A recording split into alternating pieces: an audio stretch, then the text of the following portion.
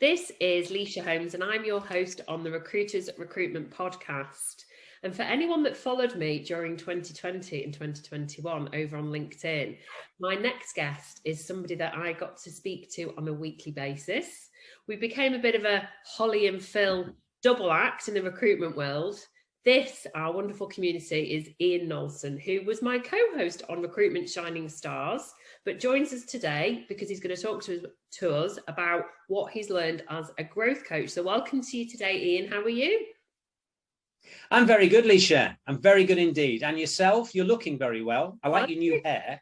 Thank you. Yeah, I've gone a little bit darker, I think, than when we saw each other previously. And we've both gone for the daffodils as we record this in spring 2022. I should actually correct what I've said. Welcome back, because you actually came on the Recruitment Podcast in 2020, I think, when we first launched. We did. Thank you so much. So what have you been up to? Tell us a little bit about how things have been for you since we finished our Recruitment Shining Stars show. Well, it's a good question, Leisha. I mean, I've been extremely busy. I think the business that I was doing before COVID, I'm now in a different world, like everybody else, should I say. So whereas before I was probably 80% on the road, meeting customers, coaching face-to-face, I'm now at least 50% work from home. And we can talk about that.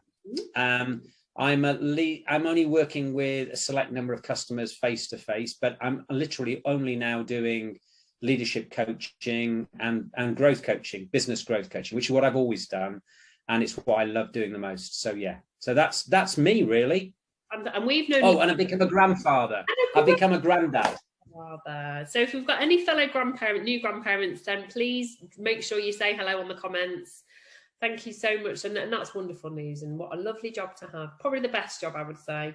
But let's move back to recruitment. We've known each other for a very long time. So just give us a snapshot as to your credence, I suppose. Why do people invite you to become a growth coach for them? And what does that actually mean? Okay, so I've been in the recruitment industry coming up for 40 years. Wow. You started when you were 5, obviously. I started when I was 22. Wow. So there you are. You can work it out. Whoops. Yeah. What else? Well, I worked I've worked in IT, engineering, technology, done public sector recruitment. I ended my days working for Hayes as a public sector director for Hayes across the whole of the UK.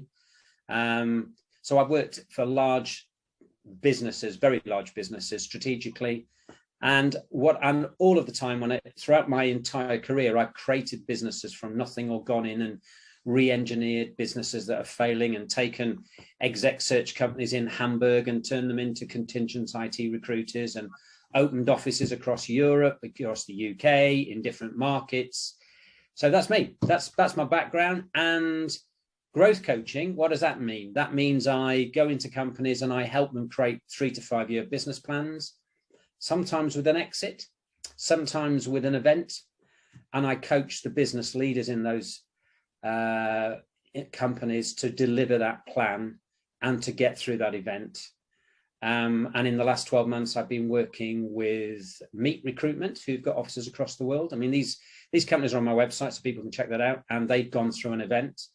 And I'm working with a whole raft of other businesses and leaders across the world. We actually talked off camera. We think that your clients and my audience are probably in the same regions. Well, hopefully they're one and the same. So I've got customers. Sometimes my day starts at 7 o'clock, 7:30 with my Melbourne, Sydney, Australia cohort. And, I then move across the globe and coach people in the Middle East, sometimes in mainland Europe, and then on through the UK. And I sometimes, not always on the same day, Leisha, I promise you. I'll end my day at 7 o'clock in an evening, talking to a cohort of people I coach on the West Coast of the United States, in San Diego, San Francisco. And I love it. So it's great. It's good fun. It sounds like it, and I do hope you are not burning the candle at both ends on a personal level. No, no. Talk about that off camera. Well, look, if you are listening to this and you haven't yet sort of become familiar with Ian, then you must follow Ian. And this is why I've invited you onto the channel today, because you are possibly the best person to answer the next question that I'm going to ask. And, you know, just on a personal level, we got to work so closely together for a year on the Recruitment Shining Stars show, which I guess in a way almost propelled this podcast, because it allowed me to understand what true thought leadership was and how we can share the value that people have gone through in terms of their own experiences running companies, and actually we can all learn from one another, and we can share the information, and we can better ourselves and make the industry that we are clearly both so passionate about. And, you know, it's our lifeblood, isn't it, recruitment? And share this with people that, you know, a lot of our listeners are new people to the industry. They're starting their journey, and they probably look at the likes of you and me and say, right, I want to know everything that you know. So just listening into an episode like this with Ian is going to be gold dust. Good. Hopefully. So the question, well, I said multi-million pound question is this, right? So whilst you've been doing a lot of this leadership coaching and growth, you know, in terms of people achieving exit, whatever it might be, you must have 5 really good examples, and we can talk about them independently, of things that you've learned this year that successful businesses are doing to achieve success. And that could be in any sector, as long as it's recruitment led. So what would you say the 5 things that you've learned this year have been that are creating business success? Well, this was an interesting question, because the world we live in is very dynamic. And when you posed the question to me a few weeks back, we were in the middle of COVID, Omicron virus. We're now in the UK, we're now moved beyond that, and we're now moving into very difficult times in Europe. So the answer to your question is changing all the time. But let me try and give you 5 things that, for me, and some of these things people will be familiar with, but it's where we are today, and these things will change. So the first thing I would say is that the businesses that I'm working with that are the most successful are no longer focused solely on a UK market. Okay. And they are looking globally across the world. They're either already in those markets, or they're looking to expand into those markets. And the interesting bits, and I'm working with customers in life sciences, engineering, IT, technology. Some of my customers service recruitment businesses in what we would think of as traditional domestic temp markets, like education, healthcare, logistics, retail, you know, and all other points as well. So the big markets that everyone's focusing on, where the big money is, are 3 markets, which are the US, Canada, Australia, a bit of mainland Europe. But you'll appreciate, because of the challenges they had with COVID earlier in the year, and because of what's going on in, sadly, Ukraine at the moment, then that's cooled down a little bit. But if I was saying to somebody right now who's an MD or a business owner who's based in the UK, what is driving this is the margins in the UK being squeezed, the aggressive UK market, and people are saying, actually, when I can get $35,000 a deal, a placement in the US for a top life science or a top engineer, and I'm struggling to get 10, 12 grand in the UK, you know, why would you do that?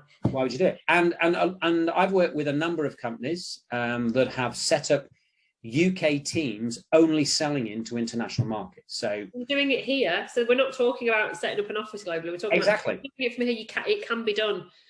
So I can give you, I won't name names because I don't wish to, but what I can tell you of, in 2018, 2017, there was a client I was working with. They had a team based here in the Northwest selling into the East Coast of the United States. And they ended up with 40, 50 contractors operating in, New York, East Coast of the United States. And then physically they were able to go and open up there. Wow. And they were working 12 o'clock lunchtime till 7, 8 o'clock in the evening. Yeah. I've worked with a legal recruitment based, again, in the Northwest, a different client. They place people all over the world, and they have consultants that start at 6 o'clock in the morning, but they finish at 2, 3 o'clock. Yeah, absolutely. Now, does that work to everybody? No. I'm a late person, but if you're a morning person in the middle of summer, that's no problem. Yeah. You come to work, you're in the office for 6, you finish at 2. If you're I know, golfer, tennis player, you're an outward bound person, you know, you can be out there mountain biking. Yeah. Or doing whatever, you know. Yeah, absolutely. So I think as a first point, I think that's, are there any sectors? I mean, I guess you've talked about maybe domestic ones like your healthcare and your education, but generally speaking, our audience is across every single industry. There's no reason. Are there any sort of top tips in terms of if you are going to recommend that people go globally? Are there any do's and don'ts? Yes. Contracts? Because it's a minefield, isn't it? Yeah. Top tip is don't open up a payroll function in the US. Get an expert involved. There are 2 or 3 companies out there. To give you a name of somewhere at the start, there's a company called Azure Global. They were at the Recruitment Expo a few weeks back, and a lot of people will have seen them and met them. You know, have a chat with them. They're a great company to talk to. I believe they're already in all of those markets, and I believe they're potentially going into 60, 80 across the world, or they'll be in 60 or 80. So if you're looking to expand, partnerships. Yeah, that's the first step. You know, build it. And the other thing is, having done this myself, companies that say, well, what I'm going to do is I'm going to take one of my billers here, I'm going to put him in New York, I'm going to put him in a WeWork, and I'm going to say, off you go.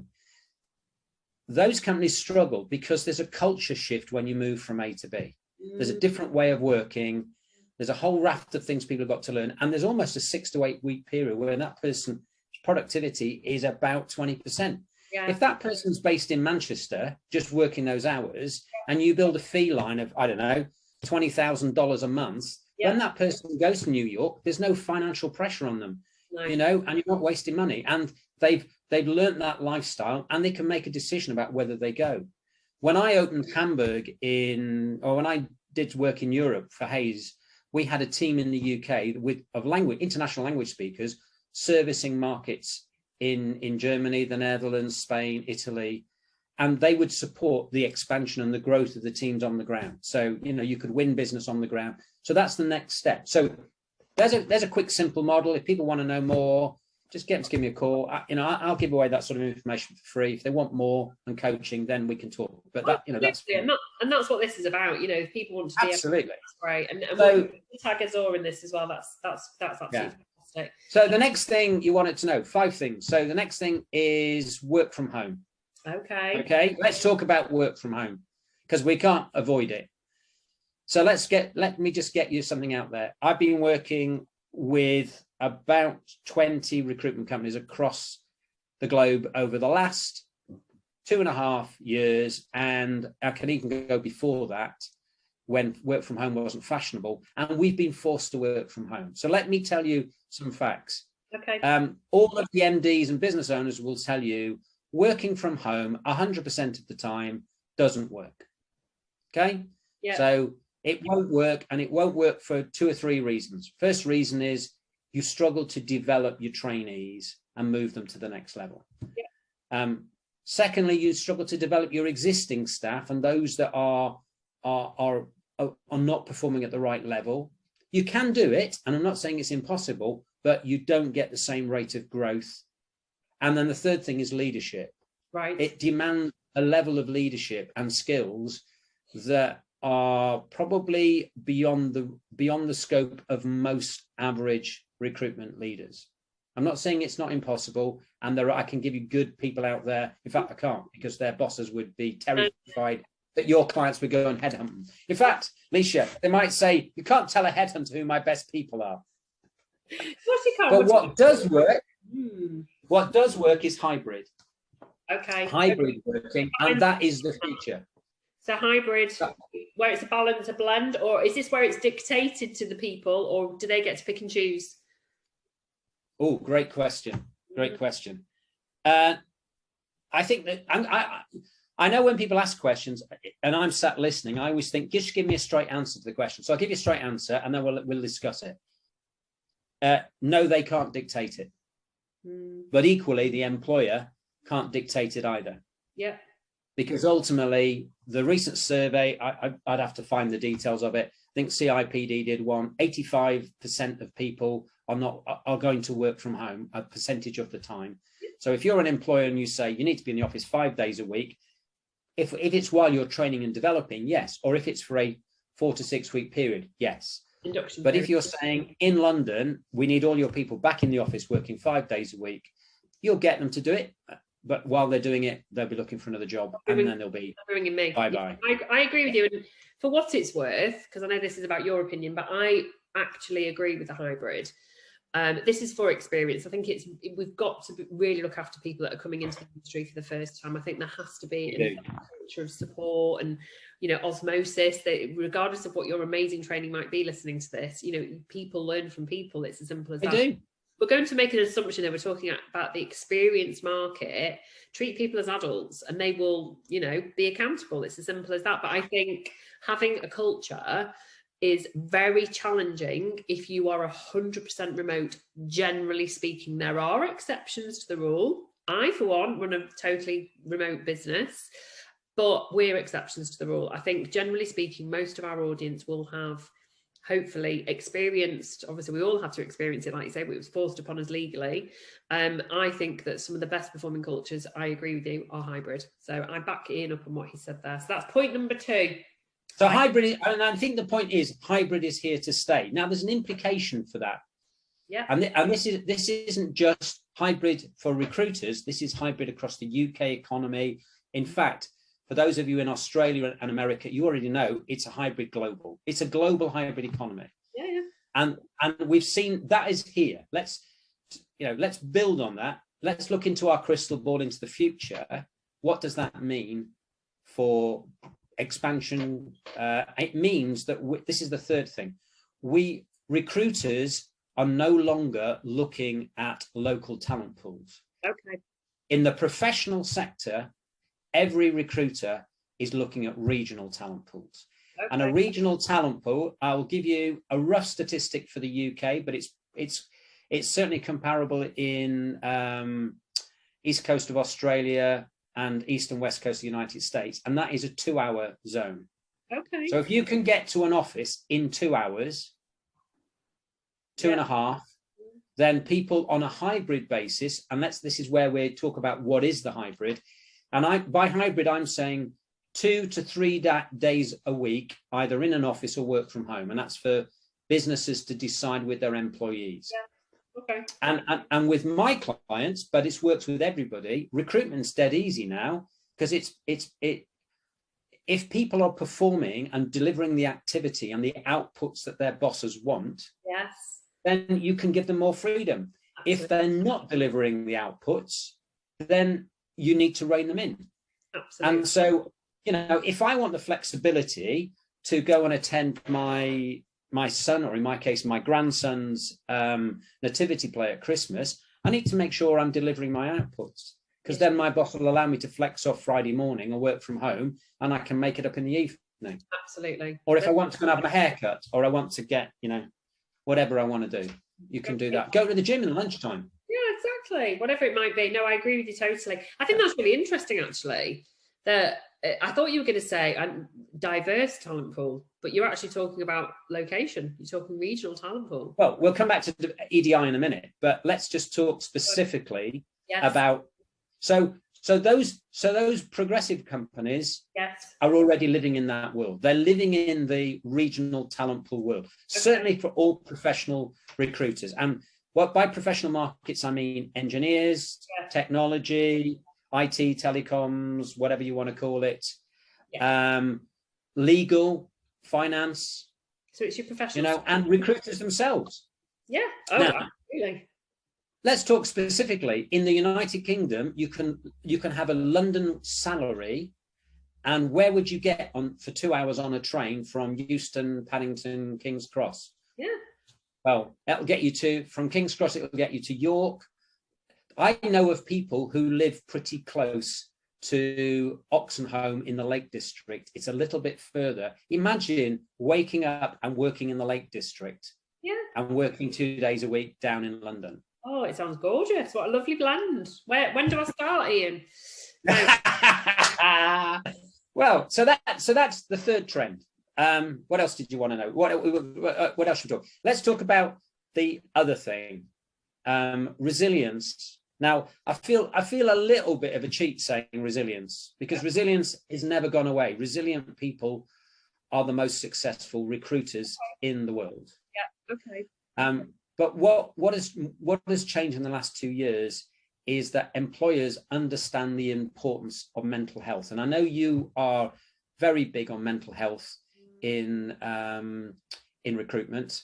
You're a, what's the correct word? Are you an advocate? Champion for D'Ambrosia for mental health and recruitment.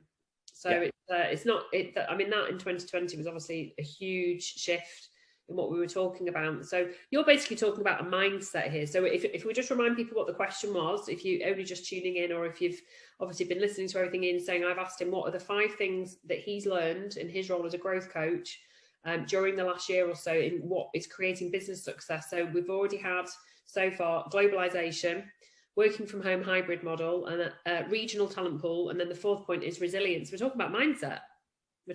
We are, but where I was going to come to is, what have I learned? What I've learned is that businesses that recognize the importance of this, that put this up there front and central and recognize, because it goes with work from home.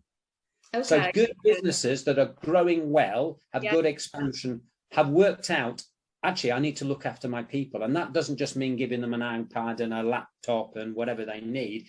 It means making sure we wrap around them those healthcare things that everybody needs to do. I'm so pleased that's one of your top 5, because despite what people think I don't script this, I am so delighted that that's what you're seeing and witnessing in real life, because we're talking about it.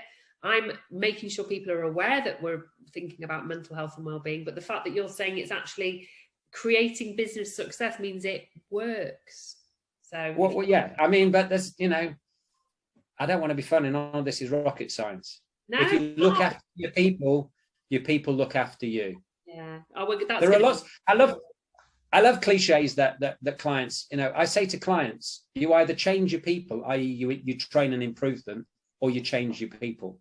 Yeah, no, it's very, very true. That you've just made yourself a Richard Branson quote, haven't you? And then what's your 5th and final point? Well, let's just stick with the resilience mental health, because that is around culture.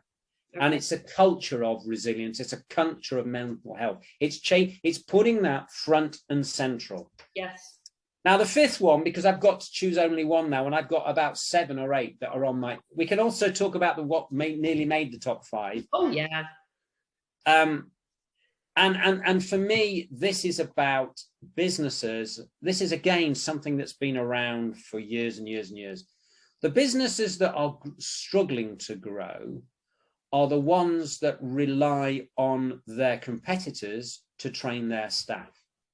The ones that are growing are the ones that create good talent pipelines internal. So in other words, they create a training academy for apprentices. They then also have a good to great training program. They have a future leaders program. They have a development program. And the reason for that is, yes, there are a number of good recruiters moving jobs. And I don't need to tell you that, because you guys live in that world. But unless you're going to tell me something different, there's not enough of those good recruiters to fill the vacancies that are out there. Absolutely. And so, yeah. And so if you're, you know, and we've had people on our show that are growing, and, you know, and they're fabulous people, and they've got fabulous cultures. Because we did one show with our good friends, John and Sarah, didn't we? Yeah. At their offices, and you know, they got a great culture, and they were in Boston, I think, or New York last week. Chicago. You know, Chicago. That's it. Yes, it is Chicago. Yes. But my point being that they're moving to London for a while, so that's very exciting. But yeah, that was our last show, and we did it in their offices back in 2021. But you're right, and I think, you know, we need to, from an altruistic point of view, we need to think about the next generation anyway, and upskilling them. And they've gone through the pandemic, which, let's face it, their mental health is going to be compromised. So I think we owe it to the next generation to create opportunity, whatever your sector, but specifically to our recruitment audience. Of course, we should have apprentice schemes. Of course, we should be looking at school leavers. You know, we don't need graduates to do this job, because, as Ian rightly said, it isn't rocket science. It's not. So you said to me 5. So those are the 5 that I would be telling business leaders. And some of those are appropriate if you're a consultant. But when we were talking, you also said some of the people listening to our show aren't business leaders, they're consultants. And they'll be saying, that's very nice, Ian, if I owned a business, but I don't own a business. What should I be doing? Yeah. Okay, so I'm going to give you 2 more because these are relevant to those people. Yeah. Okay, and what I will tell every single recruitment consultant listening to this show, that if you're not doing what I'm about to tell you, you'll never make the grade in the market we're in. And that is, you, as well as finding your candidates, you have to have good client and candidate control. Yeah. And if you want to know how to do that, there are some fabulous trainers out there. We've talked about Joe Gregory and Ali Braid and the Tribe guys. They're not the only ones, but I've worked very closely with those guys. I know the quality of Joe's training. I know, because I've delivered some of her training myself. And good client and candidate control right now is front and center. Now, I'm not going to name names, but I can tell you that business owners and business directors that I have been coaching in the last 6 months, where for whatever reason, and it could be people working remotely, they don't know what they're doing, you don't find out about bad client and bad candidate control until offer stage. Yeah. And then it's too late. And then you go, oh my God, or words to that effect. Yes. And the candidate turns the offer down. Why did it turn the offer down? Because they had other offers. Why didn't you know about the other offers? Because you weren't doing good candidate control. If you're giving a brief to a candidate, I give you a statistic. If you're talking to a candidate and you sell them a job and you spend 5 minutes on the phone to sell a job, you're not doing good candidate control. The best candidates, the best in class, are spending 30 minutes on the phone. And then they'll prep the candidate before he goes to the interview. And then they'll ring him after the interview. I mean, Joe does some fantastic training on this around the psychological contract.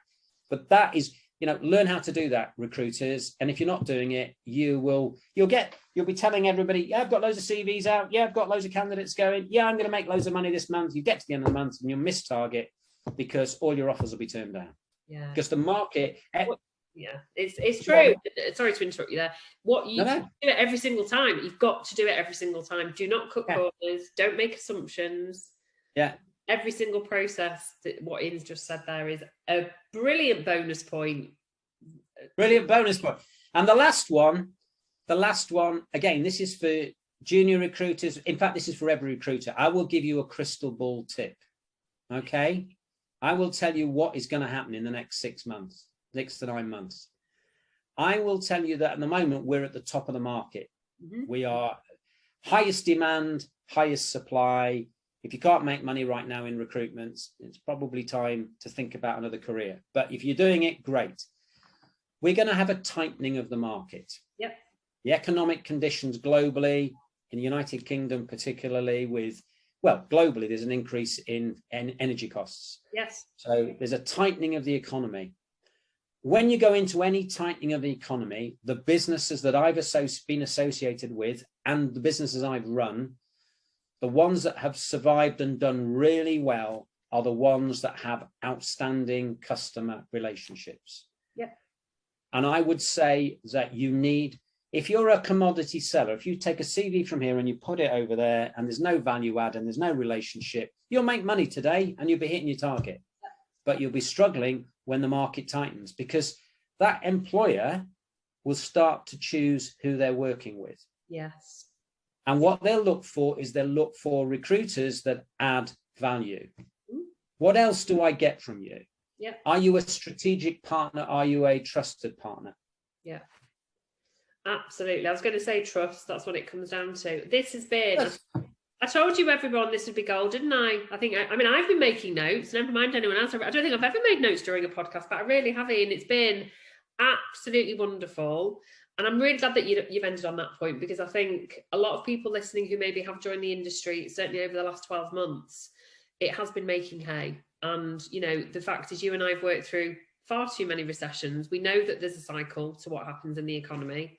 And that a lot of the time that is out of our control. And it's really important to listen to people that have gone through, different economic cycles to understand what you need to do now when things are great for when things are not going to be so great, to ensure that you not just survive, but you then thrive through it and beyond it. So thank you so much. And I miss you so much. I miss our weekends. Maybe we should bring it back. What do you reckon, everyone? Should we bring back Recruitment Shining Star? Should we do a live in the summer? Well, I tell you what, Leisha, one of these days, I don't know, it's up to them. But if Recruitment Expo want us to run one at their show, I would be delighted to do one with you. Maybe we should talk to them. But it's been lovely seeing you again. And, you know, I missed our Friday lunchtime chats with our guests. We've had some amazing guests, and I'm delighted to see some of them go on to bigger and better things, you know. And, you know, it's been a tough 12 months. I would actually reach out one final thing. And I would say this to every recruiter in Europe, but every recruiter in the UK. I believe the United Kingdom has the best recruitment industry in the world. I know I'm happy to stand on any platform. I was going to say every country in the world, but there's one country right now I wouldn't want to stand on a platform and say that. But I'm happy to stand on any platform and say that and defend it. And I would reach out to them and say this, and this is a bit of a tear drencher, but there are a few thousand people the other side of the channel, and they need our help right now, and we need to help them get a job. Yeah. And we need to help those people. So my heart goes to them, and to the recruiters out there. As an industry, we need to come together, and we need to make that happen, because we can help them feed their families. They are some very educated and talented people. I know that. I heard them on the radio yesterday. We have the ability to do that. I may not be able to defend their homes. I can obviously give money, and I know Jo Gregory is doing an amazing job with her friends getting aid out there. But we can help them as recruiters. When they land on our shores and they need a job, provided they have a right to work in the UK, and we all know, then let's get them jobs. Yeah, let's not positively discriminate, because that's against the law. But let's get these people into jobs, because there are enough jobs right now. Yes. And let's do it as a continent. Let's do it across the world. And, you know, let's help everybody to help themselves. Definitely. God bless you, Leisha, and everybody on the show. Stay safe. I miss you all immensely. Thank you so much, Ian. Stay safe too. Thank you for joining us on the Recruitment Podcast.